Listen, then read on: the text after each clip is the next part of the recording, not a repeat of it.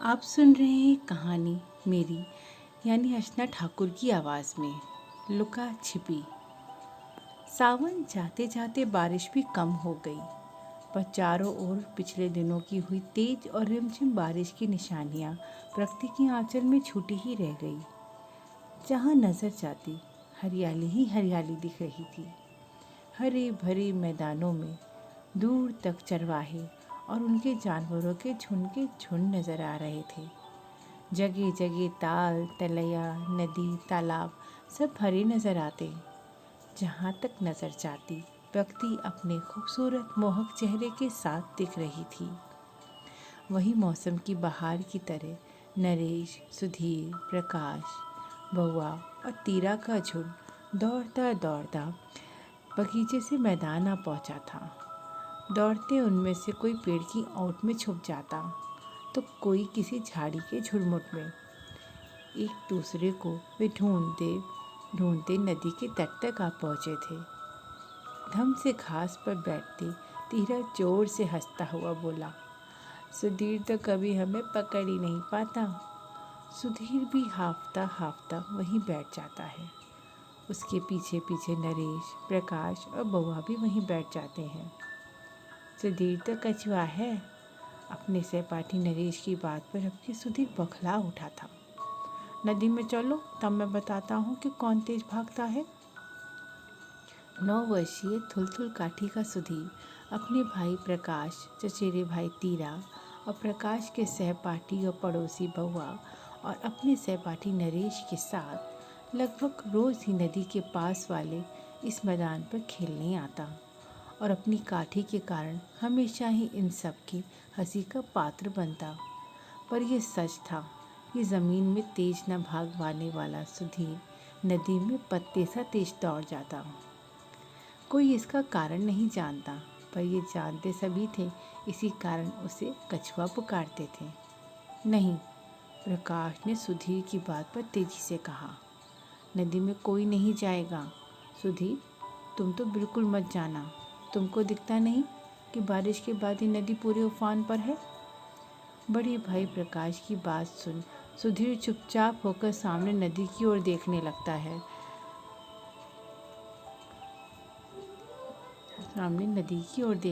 है।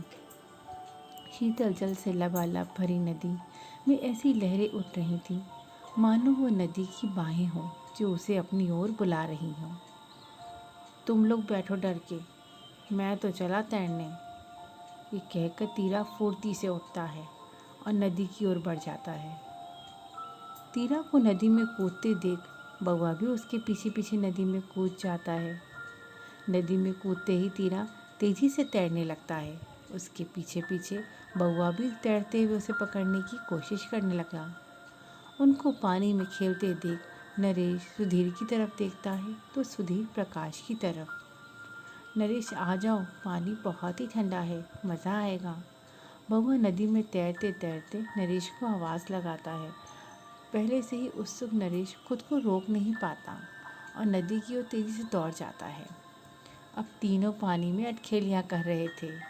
नहीं, सुधीर का मुंह और लटक जाता है। प्रकाश अभी भी उसे जाने नहीं दे रहा था।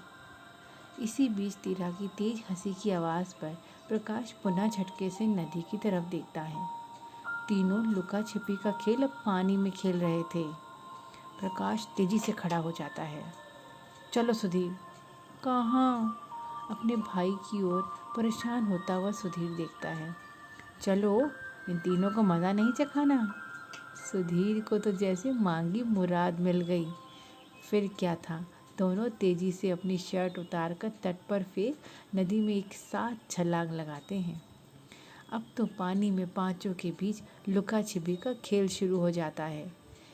कभी बउआ देर तक सांस रोके पानी के अंदर रहता तो तीरा ढूंढता, तो कभी प्रकाश सांस रोके नदी के छोर से डुबकी लगाता तो दूसरे छोर पर दिखता। कभी सुधीर तेजी से तैरता हुआ एक छोर से दूसरे छोर पर पहुंच जाता। अब बारी बारी से सभी सांस रोके नदी में लुका छिपी का खेल खेलने लगते हैं। प्रकाश, सुधीर, बउआ, नरेश, चलो एक साथ खेलते हैं। सभी तीरा की आवाज़ सुन के उसकी ओर देखने लगते हैं। देखते हैं कि नदी में कौन ज़्यादा देर तक सांस रोके रह सकता है। सभी को तो जैसे किसी नए खेल का इंतज़ार था। अब किसी को भी नदी से बाहर निकलने की सुध नहीं रही। तो ठीक है, 1, 2 और 3 कहते ही सुधीर नाक पकड़े जल्दी से डुबकी लगा लेता है। बहुत देर तक सभी पानी में अंदर ही अंदर तैरते रहे। ऊपर नदी का पानी काफ़ी देर की हलचल के बाद अब खामोश हो चला था। चारों ओर फैली खिलखिलाहट और हंसी सन्नाटे में बदल गई थी। तभी नरेश तेज सांस लेता नदी के ऊपर नजर आया। बस और नहीं रोक सकता मैं सांस। ओह! बहुत कुछ देर बाद पौआ भी नदी के ऊपर दिखता है। अब दोनों नदी के बाहर आकर तट पर बैठ जाते हैं और अपने अपने कपड़े उतारकर निचोड़ने लगते हैं। फिर तीरा और प्रकाश भी नदी के बाहर आ जाते हैं। प्रकाश तट से अपनी शर्ट उठाता हुआ इधर उधर नज़र लगाता है और नदी की ओर आवाज़ लगाता है, सुधीर, सुधीर, अब तुम भी आ जाओ। तुम जीत गए, हम सब हार गए। सभी तट पर आकर बैठे अब नदी की ओर देख रहे थे। पर कुछ समय और बीतते सबके चेहरे के रंग उड़ने लगे। सुधीर बाहर क्यों नहीं आ रहा? नरेश ने डरते हुए पूछा। तीरा तेजी से नदी के पास आकर चिल्लाता है, सुधीर, आ जाओ, हमेशा की तरह तुम ही जीते। अब आ जाओ, हम लोग घर जा रहे हैं। समय बीतता गया और सभी भौचक्के के एक दूसरे को देखने लगते हैं। फिर तट पर खड़े कभी सुधीर को आवाज़ लगाते हैं तो कभी तीरा और प्रकाश नदी में सुधीर को ढूंढने कूद पड़ते हैं। पर काफ़ी देर की उथल पुथल के बाद वे दोनों निराश वापस तट पर आ जाते हैं। सुधीर, अब क्या होगा? ये सारे डर के भाव सबके चेहरे पे समान रूप से थे। एक क्षण में ही खेल एक घटना में तब्दील हो जाता है।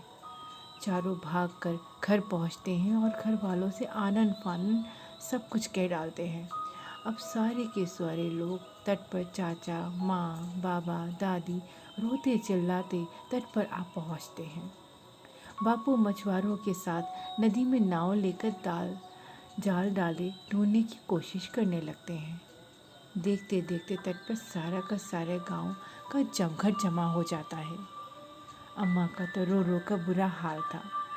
सुधीरवा, हमारा सुधीरवा। बीतते समय के साथ तेजी से घंटों बीत जाते हैं। ज्यों ज्यों सांझ खिलने लगती है त्यों त्यों आँखों की नमी भी बढ़ती जाती है। धीरे धीरे तट पर से अब भीड़ कम हो जाती है। अब तट पर सिर्फ सुधीर की अम्मा, बापू, चाचा, दादी, भाई और एक मछुआरा रह जाता है जो बार बार सबके निर्देश पर नदी के अलग अलग छोरों पर नावों से जाकर जाल डाल देता।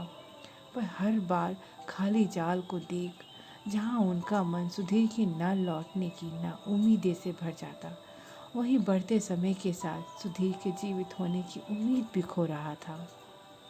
अब सूरज लगभग पूरी तरह से डूब चुका था। सभी की नज़रें अभी भी नदी के छोर पर टिकी थी। अब हम जाएं काका, शायद सुधीर। मछुआरा उनकी हालत देख आगे कुछ न कह सका। वे सभी निरुत्तर एक दूसरे की ओर देख रहे थे। धीरे धीरे चाचा दादी को थामे वापस चलने लगते हैं। पीछे बापू अम्मा को थामे चलते हुए कहते हैं, भीगे मन, भीगे शब्द उन्हें कुछ और नहीं कहने देते। बापू चलते प्रकाश को पलट कर देखते हैं जो अभी भी तट पर नदी की ओर मुंह किए खड़ा था कि तभी एक काली परछाई को भी देखते हैं। वे सभी वहीं रुक जाते हैं। अब सभी उस ओर रुककर उस काली परछाई की ओर देखने लगते हैं। सभी सांस रोके उस परछाई को अपने करीब आता महसूस कर रहे थे। वो परछाई नदी के किनारे से तेजी से उनकी तरफ आ रही थी। अम्मा जल्दी से अपनी भरी आंखों को अपने आंचल से पोंछती उस परछाई को गौर से देखने लगती हैं। फिर धीरे से बुदबुदाती हैं, सुधीरवा। अब सभी एक साथ उस परछाई पर अपनी अपनी आंखें टिका देते हैं। मछुआरा जल्दी से हाथ में पकड़ी लालटेन लिए उसकी तरफ लपकता है और लालटेन की रोशनी में चेहरा दिखने लगता है साफ। अब चेहरा बिल्कुल साफ हो जाता है। अम्मा जोर से सुधीर को पकड़ लेती है। क्या हुआ अम्मा, तुम रो क्यों रही हो? सुधीर बोल रहा था। सुधीर तुम कहाँ थे? हम सब कितना परेशान थे, तुम कहाँ थे? माँ तो बस बिलख के रह गई। सुधीर के एक प्रश्न पर सभी अपने अपने ढेरों प्रश्न दाग देते हैं। फिर शांति से बैठकर सुधीर बताता है कि वो खेल खेल में नदी के अंदर तैरता हुआ नदी के काफ़ी दूर वाले तट पर निकल आया, जहाँ एक बूढ़ी अम्मा का झोपड़ा था। उसने सोचा वहाँ थोड़ी देर रुक जाएगा तो वो ज़रूर जीत जाएगा, पर उस बूढ़ी अम्मा के दिए उसके बागीचे के मीठे फल खाकर वो वहीं सो गया। और जब नींद से जागा तो देखा सांझ घिर आई है, तो जल्दी से तैर कर यहाँ वापस आ गया। ये कहानी सुन और सुधीर को देख, जहाँ एक ओर सबकी खुशी का ठिकाना नहीं था, वहीं दूसरी ओर बीते पल के डर और सदमे के बाद इस खुशी को देख ईश्वर की लुका छिपी पर बरबस ही विश्वास हो गया। कहानी समाप्त। धन्यवाद। पसंद आने पे अपने दोस्तों से ज़रूर साझा करें।